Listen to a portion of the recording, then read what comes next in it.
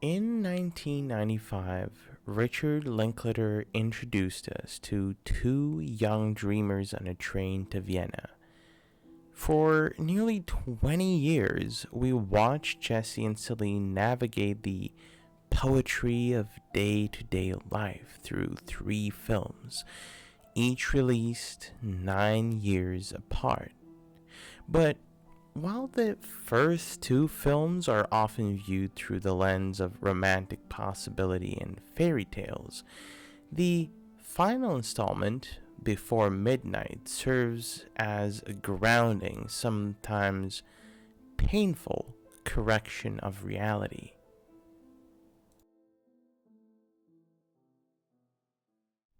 Hi, and welcome to the next video. So today, we're gonna analyze the conclusion of this legendary trilogy, and we'll be looking into how Before Midnight deconstructs basically the romantic myths that have been established in the sunrise and sunset part of the trilogy, and how it uses the context of 18 years of history to explore the hard work of long-term love in real time.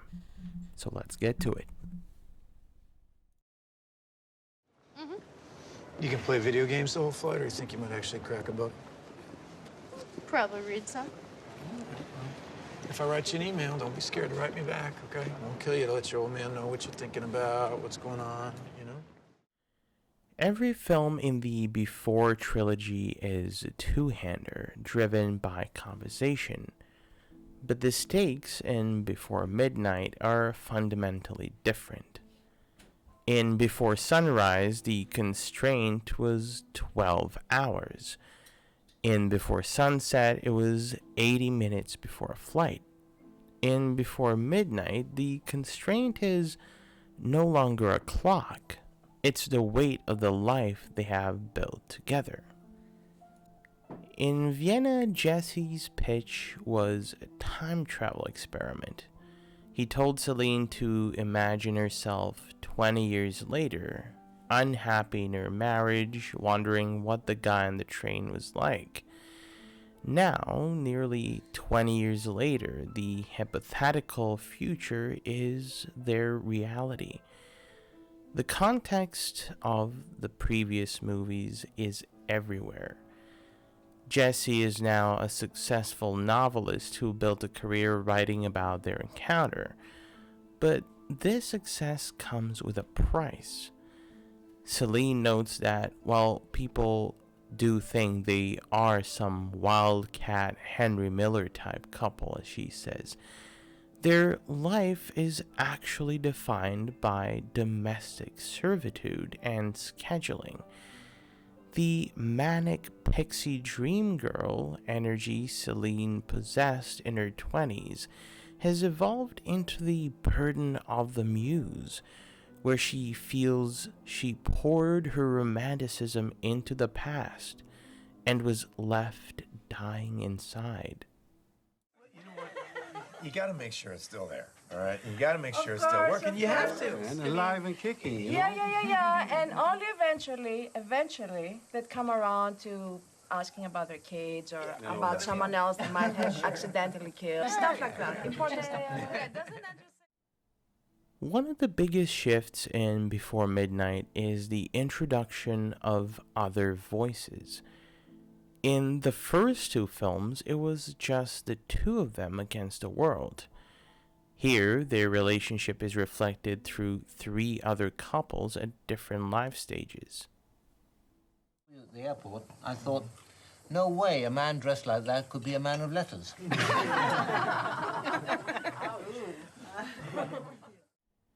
Patrick and Natalia represent the ephemeral nature of life. Natalia gives a heartbreaking monologue about how her late husband appears and disappears like a sunrise or sunset, as she says, and that we are all just passing through. This adds a layer of existentialism that Jesse and Céline didn't have in their youth. They're no longer just cells in a body, as Céline once mused. They're people facing their own mortality and the transient nature of everything. Jesse's book idea about people who can't recognize their own faces or have perpetual deja vu is a meta commentary on his own life. He's been living in the memory of that time and this time for so long that he's struggling to recognize the woman sitting across from him in the present.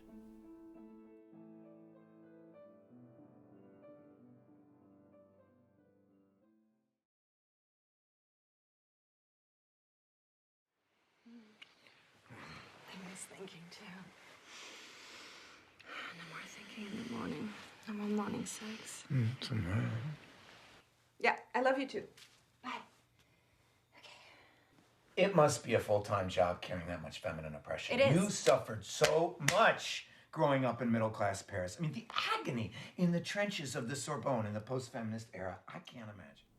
Critics call the hotel argument the scene of the year, and for a good reason.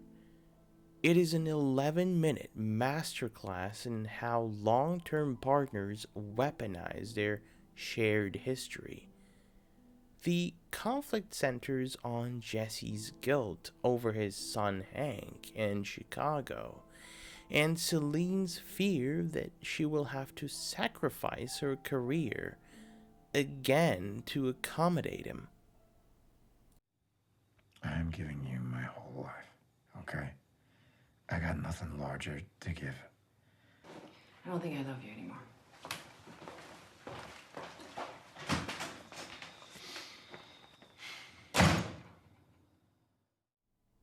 This is the Rashomon of intimacy. Jesse views his commitment as resounding, while Céline sees a passive-aggressive threat in everything he says. They bring up the rumors of infidelity, the Emily girl from the bookstore, and Celine's ex-boyfriend. The beauty of Linklater's script is that neither is entirely wrong. Jesse did leave his son for her. Céline has carried the bulk of domestic load. The little fairies who pick up socks and make the Greek salads. When Céline says, "I don't think I love you anymore," and walks out, it feels like the beginning of the end that she predicted earlier in the car.